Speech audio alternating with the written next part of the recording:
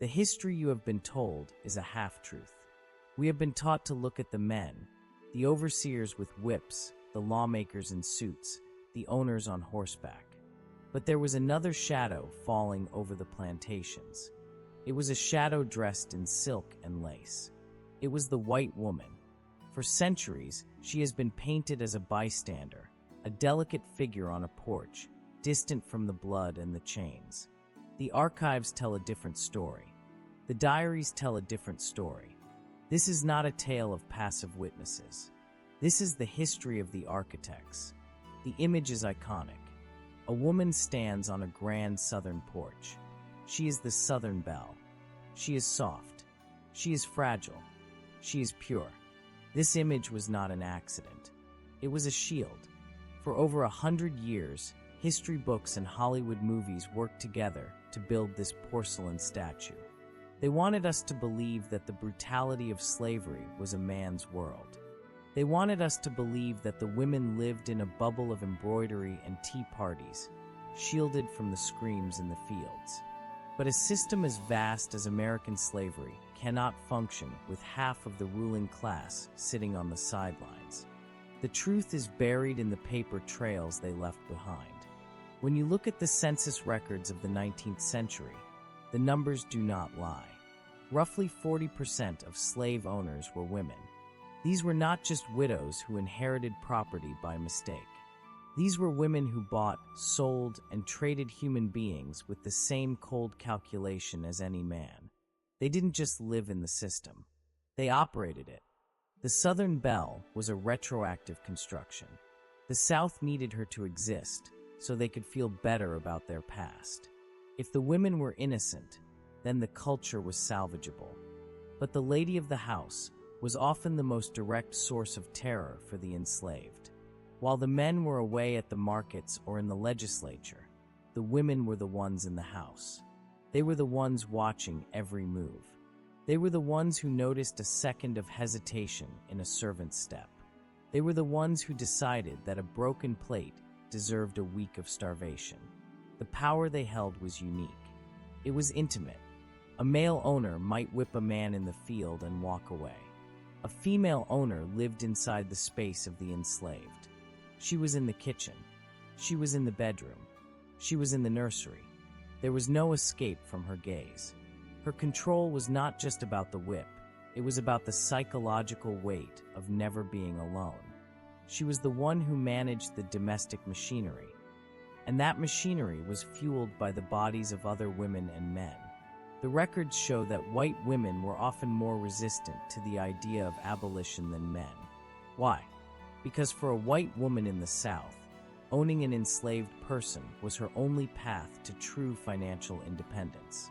In a world where men controlled everything, property, in the form of human life, gave these women a bank account. It gave them a voice. They weren't going to give that up because of morality. They fought for it. They sued for it. They defended it with a ferocity that history has tried to forget. The myth is dying. The porcelain statue is cracking. When we look behind the lace, we don't find a victim of the system. We find a partner in it. We find a woman who knew exactly how much a human life was worth in dollars, and exactly how much pain it took to keep that life under her thumb. Stay with us till the end for valuable insights. Like, subscribe, and share to support the channel. Power does not always require a whip. In the hands of a female owner, the law was a weapon that could destroy a man without drawing a single drop of blood. This was the weapon of the word. In the slaveholding South, the legal system was built on a foundation of racial absolute. The word of a white woman was truth. The word of an enslaved man was nothing. This imbalance created a psychological prison where the walls were made of false accusations, and the ceiling was the threat of the gallows. Consider the case of David. He was an enslaved man in Virginia during the 1800s. His story is a chilling example of the perverse power dynamics that history books usually ignore. David did not face a cruel overseer in the fields. He faced his owner, Dolly Getz. She began to demand sexual relations from him. This was not a request. In the eyes of the system, it was an order from a master to property. David refused. In that moment of refusal, he did something the system deemed impossible. He exercised a will of his own. Dolly Getz did not reach for a lash. She reached for the law. She went to court and accused David of improper behavior and insubordination. These were vague terms, but in the 19th century, they were a death sentence for an enslaved man's freedom. The court did not ask for evidence. They did not look for witnesses. They didn't even allow David to speak. Why would they? To the judge and the jury, David was not a man. He was an asset that had malfunctioned. Dolly's word was sufficient. The law provided no mechanism for an enslaved person to reject their owner. Resistance was, by definition, a crime. This was the pattern.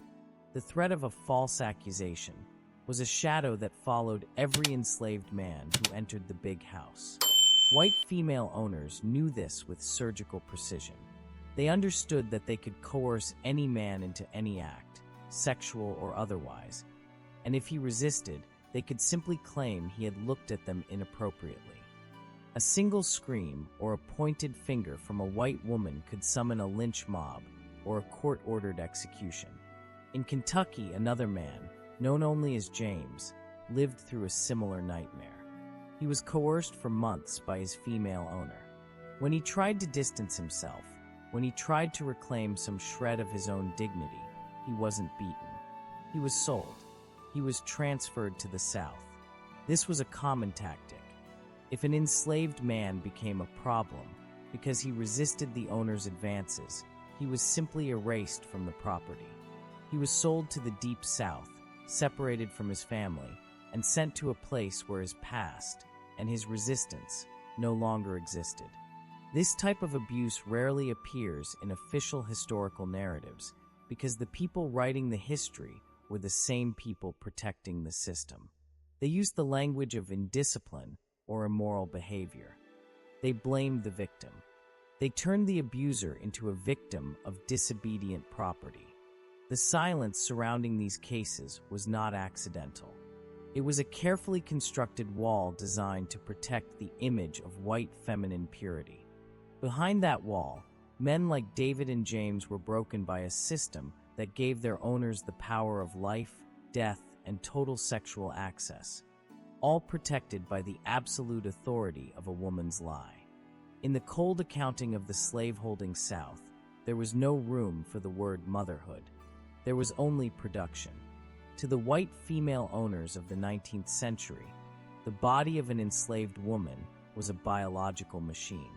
When that woman gave birth, she did not just produce a child. She produced two separate commercial assets, a new piece of labor and a supply of milk. The wet nurse market was one of the most perverse intersections of gender and power.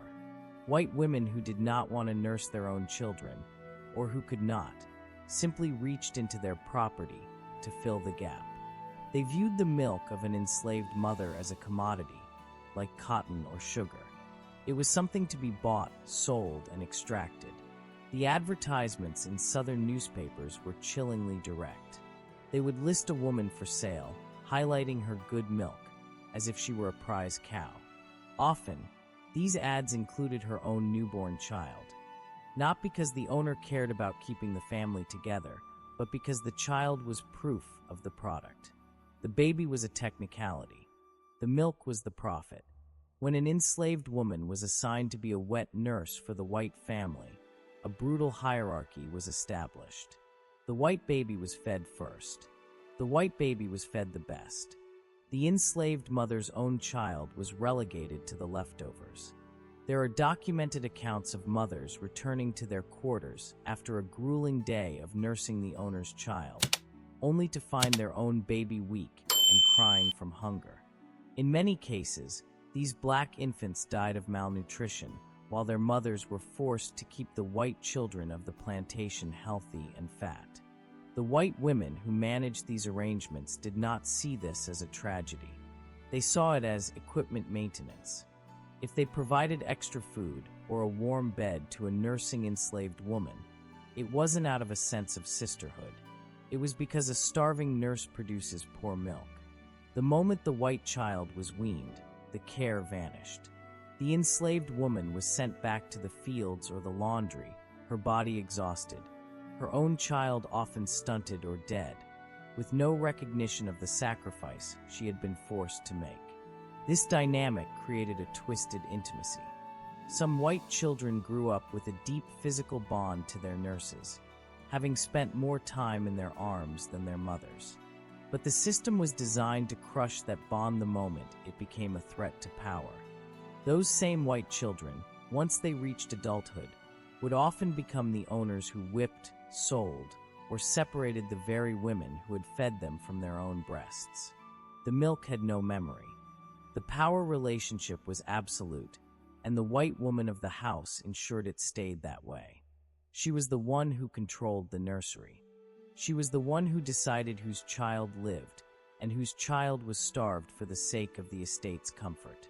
A body with a scar is a body with a lower price tag. White female owners understood the economics of the slave market with a cold, business-like clarity. If you whipped an enslaved person until their back was a roadmap of keloid scars, you damaged your investment. You made them harder to sell. You made them a visible testament to trouble. To maintain total control without decreasing the value of their property, many female owners perfected the art of the invisible wound. The most effective control was not the kind that left a mark on the skin. It was the kind that destroyed the spirit. This was control without evidence. One of the most documented methods was the weaponization of basic human needs, sleep and food. An enslaved woman who made a minor mistake, perhaps she broke a porcelain cup, or she didn't respond to a command with enough enthusiasm, would not be sent to the whipping post. Instead, the female owner would begin a campaign of exhaustion. She would wake the woman every hour of the night for no reason. She would order her to move furniture, then move it back, then move it again, until the woman's legs buckled. She would reduce food rations until the woman was too weak to think, but not thin enough to look unhealthy to a visitor. There was no blood. There were no bruises. To a neighbor or a visiting relative, the domestic staff looked well disciplined. But inside the house, the atmosphere was one of constant, suffocating alertness. The enslaved lived in a state of permanent exhaustion, their minds fogged by lack of sleep, making resistance impossible. Another tool of the female owner was the psychological hostage. A woman who owned other human beings knew that the most vulnerable point of any person is their love for their children. Female owners used this knowledge with surgical cruelty. They didn't need to sell a child to exert control. They only had to make it clear that they could. A look, a pointed comment about how fast the boy is growing, or how much he would fetch at the market in New Orleans, was enough to keep an enslaved mother in a state of total submission. The threat was more efficient than the lash. It hung in the air of the kitchen and the nursery like a poisonous gas. Even the architecture of the house was designed for this invisible control. Domestic enslaved women often slept in hallways or in small, doorless rooms adjacent to the white family's quarters. There was no privacy. There was no off-duty. The female owner could summon them at 2 a.m. or 4 a.m. for the smallest whim. This constant proximity meant that the enslaved person was never a person. They were an extension of the house's furniture, always available, always watched. When the Federal Writers Project interviewed survivors in the 1930s, many spoke of the look or the tone of their mistresses. They described women who used household objects, wooden spoons, heavy keys, or even their own fingernails, to inflict pain in ways that left no permanent swelling. They pinched, they shoved, they poked. They used the environment of the home to create a landscape of fear. For the legal system of the time, the absence of a mark was the absence of a crime. If there was no scar, there was no abuse. This allowed white women to maintain a reputation for kindness in public while presiding over a private hell of psychological torture. They were not just participants in a brutal system. They were the engineers of its most sophisticated and silent mechanisms of brokenness. The brutality of the plantation was not a lawless vacuum. It was the opposite. It was a world governed by an intricate, ironclad legal structure designed to ensure that power always flowed in one direction. For the white female owner, the law was not a set of rules to follow. It was a fortress that protected her from the consequences of her actions. In the slaveholding South, the legal system functioned as a design of silence. Enslaved people were classified as property, which meant they had no legal standing. They could not testify against a white person. They could not file a complaint for assault. They could not sue for their freedom. This meant that whatever happened behind the closed doors of a woman's home stayed there. If a female owner chose to starve a servant or sell a man's children out of spite, there was no court in the land that would hear his voice. The law recognized the owner's right to manage her property however she saw fit. But the story did not end with the Civil War. When abolition finally came in 1865, the world expected the system to collapse. Instead, it adapted. White women were at the forefront of this transformation. Having lost their literal property, many sought to reclaim that labor through new legalistic forms of slavery. This was the era of the Black Codes and convict leasing. The Black Codes were a series of laws passed immediately after the war to restrict the movement and freedom of the formerly enslaved. They criminalized vagrancy, which essentially meant being unemployed or walking without a permit. For a white woman who had lost her domestic staff, these laws were a gift. If a black man or woman left her property to find a better life, they could be arrested for vagrancy. Once arrested, the state could lease them back to private owners as forced labor. This was slavery by another name, and white women were its eager consumers. They used the courts to rent prisoners to work their farms and clean their houses. They didn't have to own the person anymore. They just had to pay the state a fee. This system was even more dangerous than the old one, because the lessee had no incentive to keep the worker alive. If a prisoner died from exhaustion, the woman could simply rent another. Even prominent female figures joined the fight to keep this system alive. Rebecca Latimer Felton, who would eventually become the first female U.S. Senator, was a vocal advocate for convict leasing. She didn't see it as a moral failing. She saw it as a public service. In her writings, she portrayed black men as a threat to white womanhood, using fear to justify the literal enslavement of thousands of people in the post-war South. The legal fortress had not been torn down.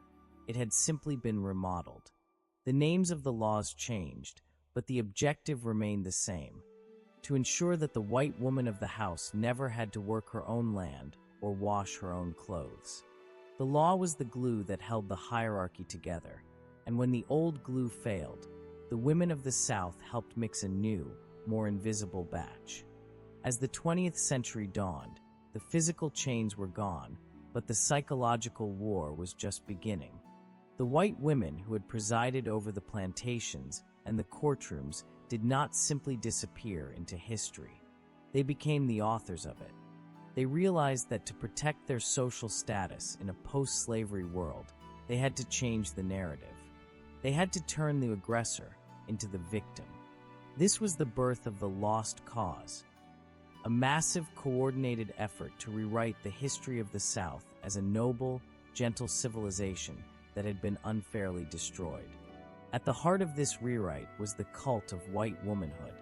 Organizations like the United Daughters of the Confederacy, UDC, took control of school textbooks across the country. They ensured that generations of children grew up believing that slavery was a benevolent institution, where mistresses cared for their servants like family. They funded monuments that still stand in city squares today, frozen in stone, celebrating a past that never existed. They weren't just mourning a loss, they were weaponizing memory. The violence became more sophisticated. In the 1920s, the women of the Ku Klux Klan, WKKK, emerged as a powerful force. This wasn't just a social club for the wives of clansmen. It was a massive political machine with hundreds of thousands of members. These women didn't usually burn crosses or wear hoods in the woods. They operated in the sunlight. They organized boycotts against black-owned businesses. They pressured school boards to fire black teachers. They used their positions in churches and civic clubs to spread a message of racial terror disguised as moral purity. They were the intelligence wing of the movement, identifying targets and providing the social permission for the men to commit acts of violence. The most dangerous legacy of this era was the pedestal. By placing the white woman on a pedestal of absolute purity, the South created a justification for any atrocity. If a white woman was the ultimate symbol of innocence, then any black man who even looked at her was a predator. This narrative led to thousands of lynchings. It gave white women a terrifying power, the power to kill with a single accusation. They knew that if they pointed a finger, the community would not ask for proof. They would bring a rope. This wasn't just about protection. It was about maintaining a racial hierarchy where the white woman's voice was the ultimate authority. Even the popular culture of the 1930s, like the film Gone with the Wind, served as a global advertisement for this lie. It showed Scarlett O'Hara as a hardworking survivor, painting her relationship with the enslaved as one of mutual respect and even love. It erased the whips, the sales, the forced labor, and the stolen children. It gave the world a version of the South that was easy to swallow, a version where the women were heroes and the horror was just the wind. Today, the archives are finally speaking louder than the myths. When we look into the wills, the court records, and the testimonies of the survivors, the mirror is held up to the face of history. We see that the white woman was not a passenger on the ship of slavery. She was one of its captains. She was an agent of control who used the law, the kitchen, and the nursery to build an empire of human property. The silence has been broken. The shield of the Southern Belle has been shattered. We are finally learning that the history of American slavery is not just a story of men. It is a story of a system that required everyone, regardless of gender, to choose between their humanity and their power. And for centuries, the records show exactly what they chose. The truth is no longer hidden in the shadows of the porch. It is written in the ink of the ledger, and it refuses to be erased. If you enjoy dark, untold history, subscribe because we uncover what others won't.